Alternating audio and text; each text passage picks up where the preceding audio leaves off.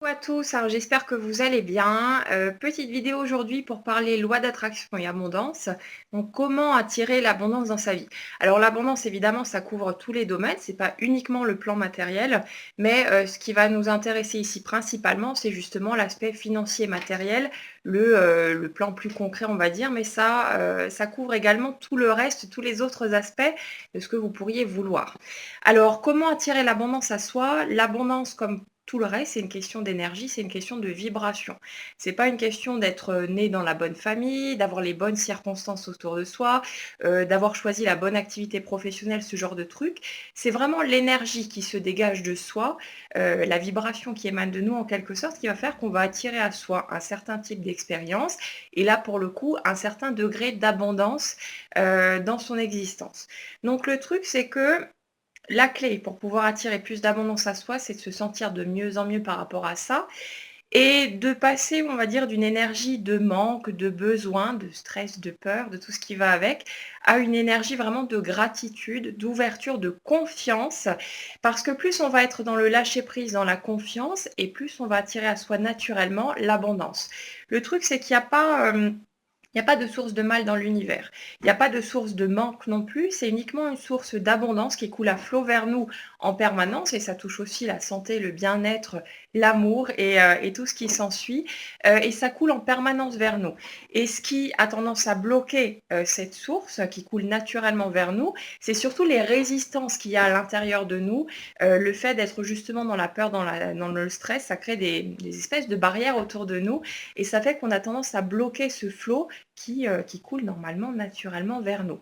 Donc le truc ici, c'est de modifier la façon dont on se sent par rapport à tout ça. Je vous dirais déjà d'arrêter de se focaliser sur le manque ou sur l'absence.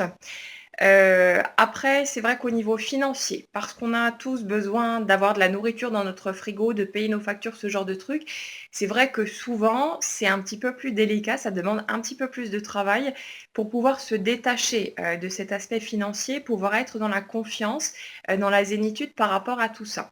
Alors, comment on fait pour passer d'un état de stress à un état plus paisible, plus tranquille, pour pouvoir commencer à tirer l'abondance à soi quand on voit son compte dans le rouge ou qu'on voit que ça devient un petit peu juste et qu'on sent qu'il y a le stress, qu'il y a la pression qui monte.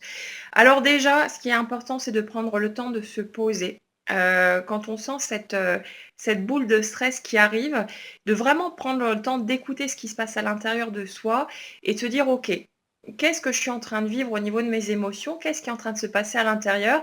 Et d'aller reconnaître les émotions qui sont là. Ça veut dire d'accepter que oui, je me sens stressée. Oui, j'ai peur de ne pas arriver à joindre les deux bouts. J'ai peur de voir l'huissier débarquer devant la porte, pourquoi pas. J'ai peur de telle ou telle chose. Oui, je ressens telle émotion, je me sens frustrée.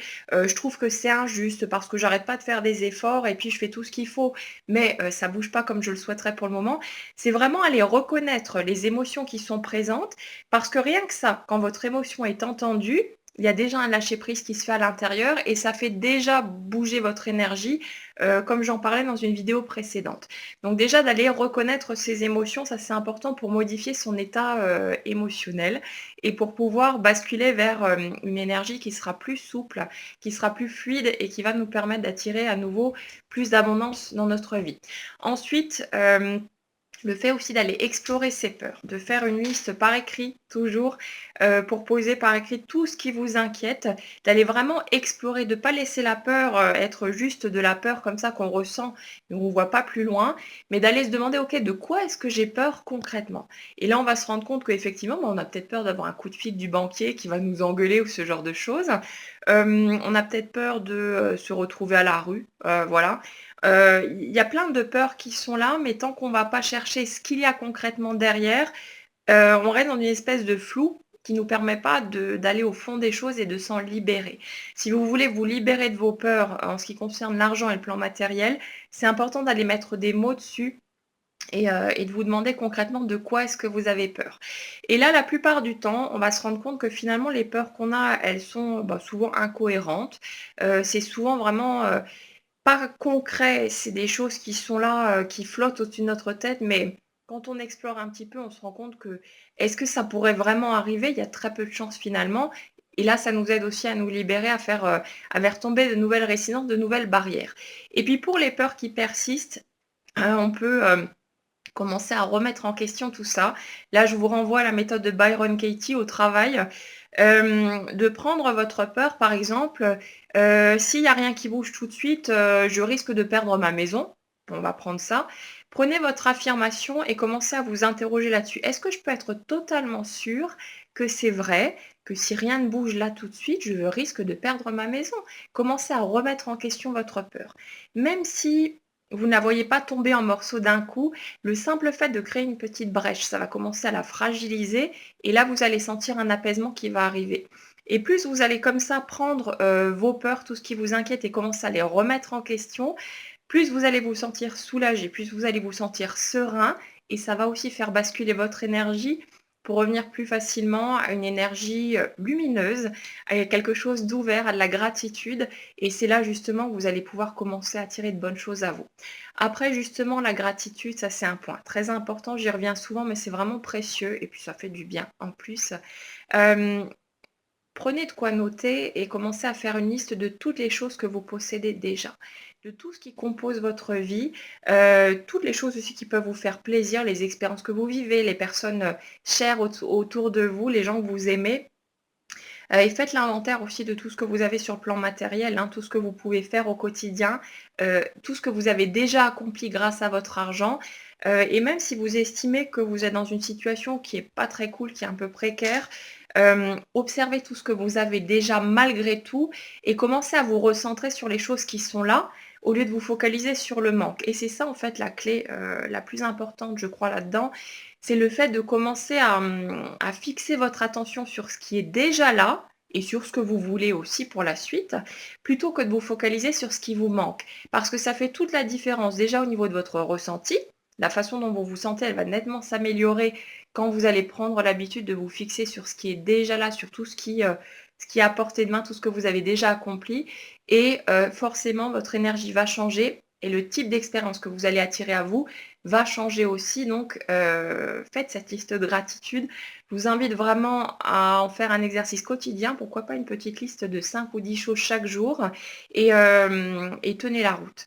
Faites-le pendant un petit mois, quelques semaines et observez ce qui se passe. Ça va changer énormément de choses au niveau de ce que vous allez ressentir déjà immédiatement et vous allez voir qu'il y a des choses qui vont bouger aussi.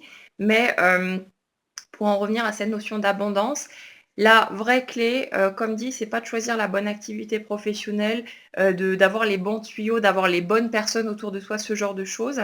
C'est vraiment de trouver ce point de bascule où vous allez commencer à vous sentir de mieux en mieux par rapport à l'argent et où vous allez vous focaliser sur tout ce qui est là et tout ce que vous voulez, plutôt que de vous focaliser sur ce qui vous manque ou sur ce qui vous fait peur.